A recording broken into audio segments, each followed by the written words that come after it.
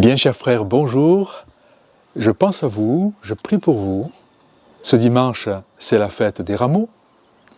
Et Jésus, en entrant à Jérusalem, sur un petit âne, nous montre la voie royale sur laquelle il nous faut avancer pour ressusciter avec lui, dès maintenant. Dès maintenant, rentrer dans une vie nouvelle avec lui. C'est la voie de l'humilité, la voie royale de l'humilité. Regardons pour commencer cet acte prophétique qu'avait posé aussi le pape François pour son voyage en Amérique. Eh bien, il arrive là avec sa petite voiture, sa petite Fiat, qui a l'air de rien, là, au milieu des grosses limousines américaines. Les reporters rient, mais sont surpris aussi.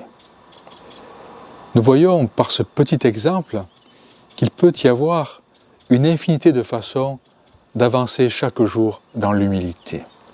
Et que c'est même là la seule voie durable et sûre pour l'écologie, la politique, l'économie, la paix dans le monde et dans nos familles, et la voie royale qui nous conduit vers le Père. Il est, lui, Jésus, le chemin, la vérité et la vie. Il est venu humble dans sa naissance, humble dans son humanité, humble dans sa mort, humble dans le pain partagé.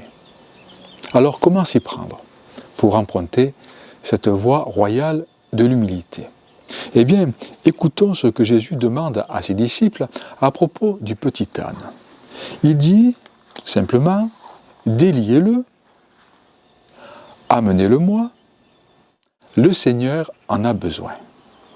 Premièrement, déliez-le. On peut penser là à Moïse, à qui Dieu dit « Va, libère mon peuple », un peuple qui était esclave. On peut penser aussi à Jésus qui nous dit en Matthieu, au chapitre 16, « Si quelqu'un veut marcher à ma suite, qu'il se renie lui-même, pour faire simple, qu'il quitte ce chemin qui part du moi pour arriver au moi, qui est une impasse, une prison, un esclavage. » C'est ça, déliez-le aussi. Et c'est cela que notre Seigneur veut aussi accomplir en nous, qu'il veut libérer en nous. Donc, qu'il se renie lui-même, qu'il prenne sa croix, c'est la croix de Jésus, c'est le don de soi, avec lui et grâce à lui, et qu'il me suive. Et donc là, c'est la suite, amenez-le. Déliez-le, ce petit âne, et amenez-le. Comme le petit âne allait vers Jésus, mais aussi amener notre prochain à Jésus.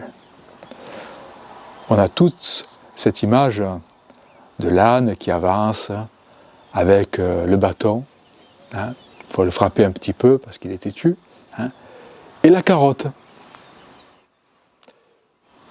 Ceux qui avancent avec le bâton, c'est la foule qui suit Jésus parce qu'il a fait des miracles, des guérisons, il a multiplié les pains, redonner la vie à Lazare, qui était mort.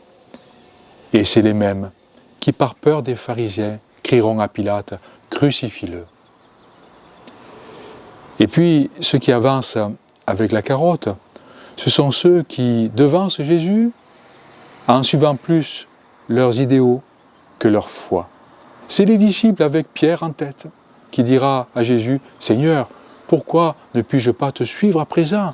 Je donnerai ma vie pour toi. » Et le soir de la nuit de l'arrestation de Jésus, ils seront où les beaux idéaux de Pierre? Pierre chutera. Heureusement, il y a mieux que le bâton et la carotte pour avancer. Heureusement, il y a un autre moteur infiniment plus efficace que la crainte ou les grands idéaux, c'est l'amour gratuit de Jésus. Pierre, est-ce que tu m'aimes? Dit Jésus. Au moment de la réconciliation, quand Pierre revient à Jésus, est-ce que tu m'aimes? Et on a ce beau témoignage aussi de Monseigneur Etchegaray, qui écrit comme cela, « Et moi j'avance comme un âne.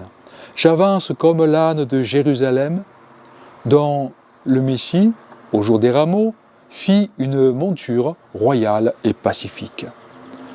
Je ne sais pas grand-chose, mais je sais que je porte le Christ. sur mon dos, et j'en suis fier, plus que d'être basque. Je le porte, mais c'est lui qui me mène, et je sais qu'il me conduit vers son royaume. J'avance à petits pas, j'avance en silence, j'avance dans la joie, j'avance comme un âne qui porte le Christ sur son dos. Une grand-mère me disait, je pense à elle, c'était sa petite fille, je pense à elle et ça me donne du courage pour avancer. Alors combien plus Jésus qui nous donne son Saint-Esprit. C'est ça, être chrétien. C'est comme cela qu'un chrétien doit avancer. Et donc, troisièmement, après donc déliez-le, emmenez-le, et le Seigneur en a besoin. Besoin de ce petit âne, besoin de nous. Est-ce qu'il n'est pas écrit dans l'Évangile que nous sommes des serviteurs inutiles? Alors, c'est vrai qu'individuellement, on ne peut pas grand-chose. Mais ensemble, nous sommes le nouveau corps du Christ.